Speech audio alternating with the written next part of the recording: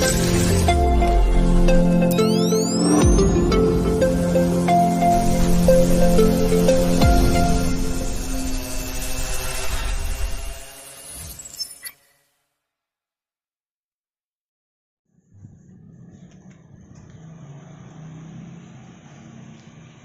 selamat pagi teman-teman semuanya. Sekarang saya berada di TPS 3R Taman Sari Bogor.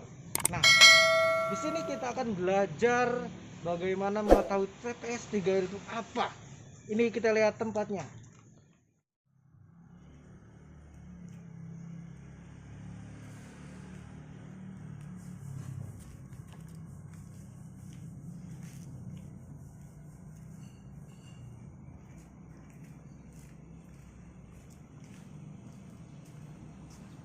Oke teman-teman, kita sekarang akan menuju TPS 3R di mana ini sangat bermanfaat sekali untuk lingkungan.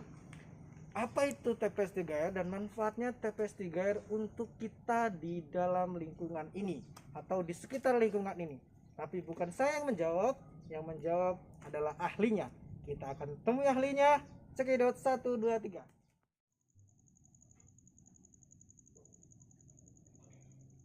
Oke, sekarang kita menuju ke TPS 3R Taman Sari Bogor. Ini dia lokasinya.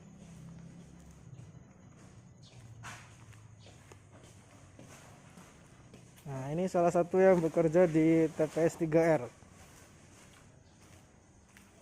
Nah, di sini sedang ada pengolahan sampah.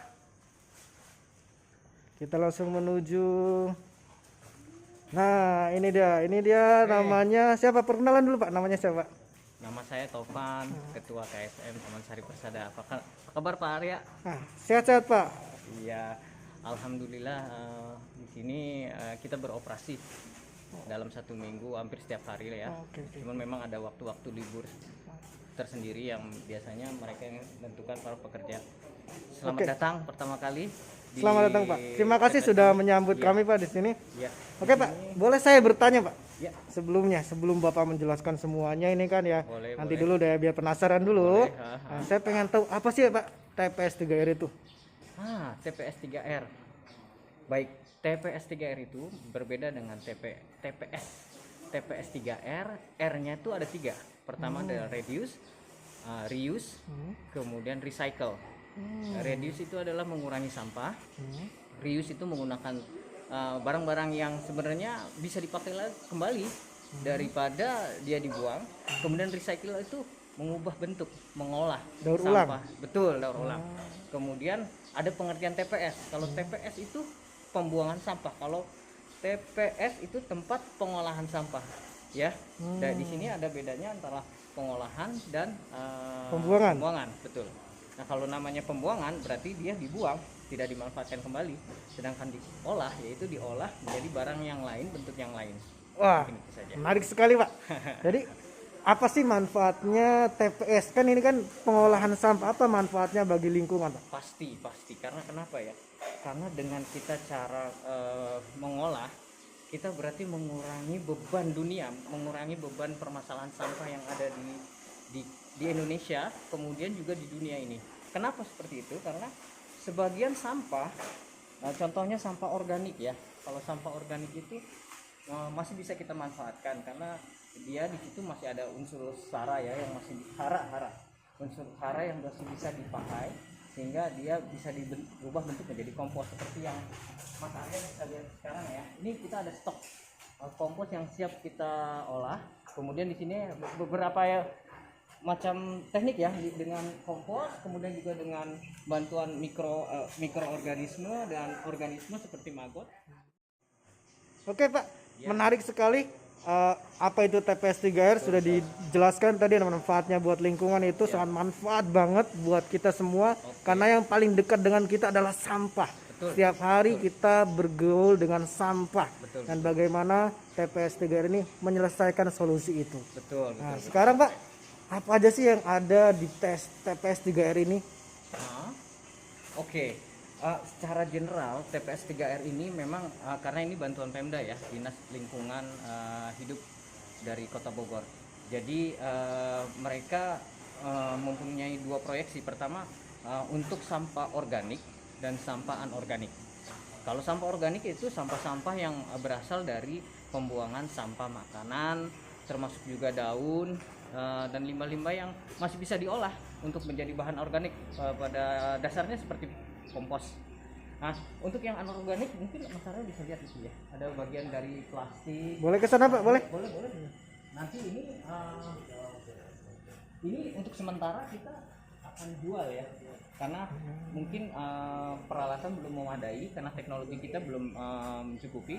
Biasanya memang terusan dari anorganik itu kita bisa olah menjadi bentuk, misalnya bentuk yang lain. Misalnya kalau plastik itu dia cacah lagi, kemudian jadi biji plastik dan dicetak menjadi bentuk benda tertentu gitu. Nah, kalau untuk kardus biasanya juga nanti dia dilebur lagi, kemudian dijadikan kertas kembali seperti itu, jadi recycle gitu Mas Jawa. Oke Pak, terima kasih, sangat bermanfaat lagi Iya, sekali. iya. Semoga ini menjadi pelajaran kita hari ini. Amin. Tapi sebelum saya tutup, saya mau tanya satu kali lagi. Apa tuh Mas Arya? Pertanyaannya adalah, kenapa sih harus ada TPS 3R? Baik. Ini unik nih pertanyaannya. Karena kenapa sih itu sebenarnya ada faktor yang membuat itu bisa terjadi gitu ya. Nah, faktor itu apa? Pertama adalah biasanya itu ada keinginan dari warga. Kalau misalnya memang di suatu tempat gitu ada warganya ingin membuat suatu TPS 3R, itu biasanya diakomodasikan dulu permintaannya itu, kemudian diajukan ke Dinas Lingkungan Hidup.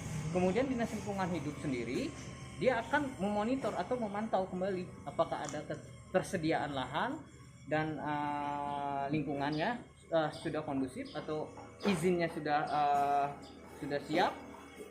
Karena kesemuanya itu lebih baik tidak bermasalah gitu untuk lahannya tersebut. Dimana biasanya untuk pengadaan TPS 3R yang memang budgetnya itu dari pemerintah kita, itu biasanya lahannya tersebut biasanya yang digunakan adalah lahan fasum, atau misalnya memang ada lahan wakaf seperti itu Mas Arya. Jadi memang ada kesempatan setiap warga bisa mengajukan untuk adanya keberadaan TPS 3R, tapi nanti akan dipantau kembali dan ditinjau kembali oleh dinas. Oke Pak Tovan, sangat bermanfaat sekali. Terima kasih untuk hari ini. Kita akan kembali lagi di channel selanjutnya. Baik. Tapi sebelumnya kita salam dulu, salam sahabat lingkungan. Sahabat Singgalan 3R.